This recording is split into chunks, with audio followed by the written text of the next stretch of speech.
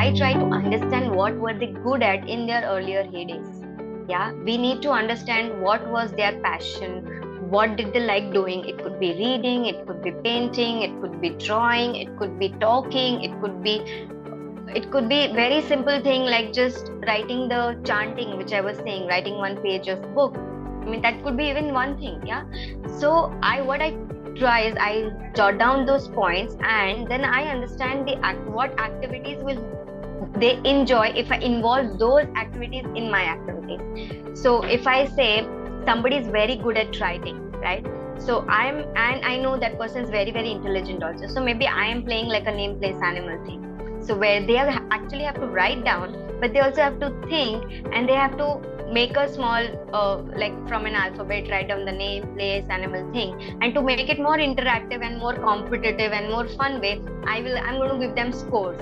So at the end of maybe an hour or so, I know they've scored some X numbers, and then when I compare with the rest of them, they feel, oh, okay, I'm standing second, I'm standing third, I'm standing fourth. So that gives them a feeling, yeah, my efforts have paid some results. Yeah, so that gives them the motivation also, okay, हाँ, next time भी मैं ये करूँगी, next time कुछ और सोच के आऊँगी. Now they do see as a cat animal, but there could be so many other options also. There's cheetah, there is chameleon. Yeah, so there are so many other options, and then we discuss those options. So I tell them, see, next time don't write cat, otherwise you're going to get only 5 marks. So think what other options you can get, which you will give you. So these are small. And I also tell them, see, it's a very, very basic activity, right? Name, place, and everything. Even the kids play. But why are we playing it? When I explain them the why of every game is when they feel that, yes, I want to do it because it's going to help me more than even the person who's hosting the activity. Yeah. So every activity when I plan, I tell them before the activity, this is the why of the activity and how it is important to each one of you.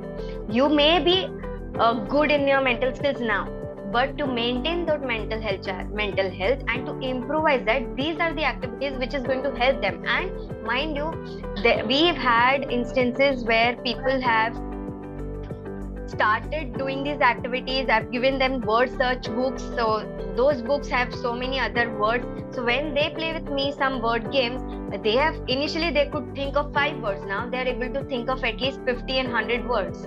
That vocab has added into their dictionary, and they have improved. And the families are telling me, my God, my mom has improved so much. I mean, she's talking of so many new words, and she's also asking the meaning of new words.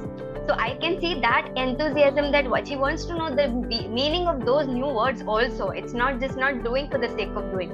She wants to know what does it mean. So when I'm playing maybe just a word wheel, I will say, अरे इसका meaning क्या है, ये क्या होता है. So then there's another lady who will say, हाँ, इसका meaning ये होता है. So there's so much of learning, cross learning also happens over the table when you do these group activities. Yeah, and how we can also monitor this or measure how their performance is.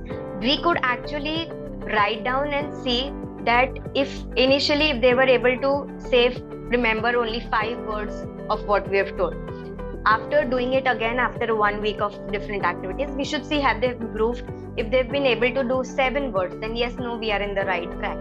If we see no, there is a decline, they have not been able to remember, then we know what kind of activities to design for them, which will help to improvise their memory. How within a family this is possible?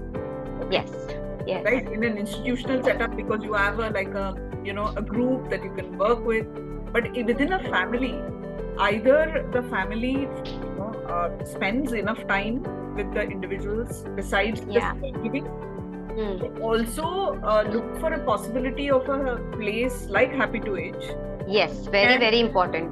Which can address exactly and do the same kind of design of activities in a setting within the housing societies where we normally go and engage with senior citizens who are either very active already and but also showing early signs of decline.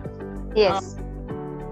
How do we do that? I mean, what is your understanding, and how do you want to advise Happy to Age?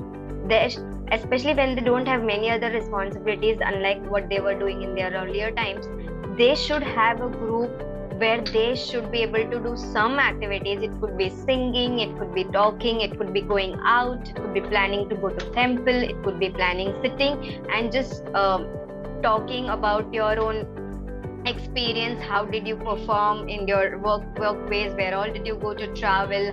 What all did you do? Clubhouse activities like Happy to Age is sponsoring. We have these clubhouse activities.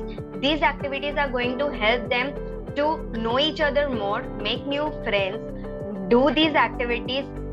Also give them a platform, like how Viola is saying, give them a platform to teach others what you are excellent in, right? If somebody is excellent in doing some artwork, so teach what artwork. Maybe it's just making lanterns, maybe it's just making a bouquet, maybe it's just teaching how to paint, maybe it's just different kind of painting activities.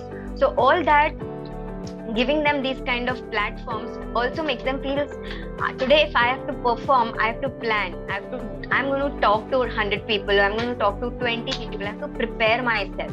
That itself takes a lot of energy, a lot of planning, a lot of thinking, a lot of confidence is required. And when it is delivered, it really, if they were at this level, their confidence comes to this level. They are doing something, they are making a difference, they are doing a change. I said, how are you feeling? She's saying, I'm feeling so good, I'm doing this for the first time and I know how I can do it. They never knew that they were so good at it. Only when they were giving a platform, they know how good at it. So I guess these platforms also make them self-realize that there is so much they have and they've never known. Yes. So these are very, very important platforms. We need to create more platforms of these for awareness that there is so much more for life for you all. This is not the last phase of your life. I would say this is the most beautiful phase of your life where you all can look on yourself and prioritize yourself than anybody else, right? I mean, this is the time you all have to cherish your best time. At the end of the day, happiness never retires. Happiness never retires. Truly. That is the motto that we all jointly carry, correct?